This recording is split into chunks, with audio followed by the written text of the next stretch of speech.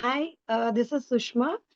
Today I took part in the social emotional learning for young learners. I really thank June ma'am for this because I think this was a wonderful class workshop which I so far took part. Um, I learned so much with the detailed knowledge. I gathered detailed knowledge about this, and I'm really happy for taking part in this.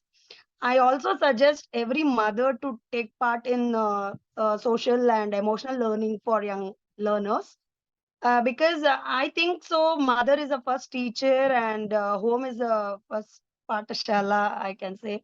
So every mother should take part in this. That is my what I feel so. So thank you so much for June ma'am for teaching us in detail everything. And I am very happy to take part in this. Thank you so much.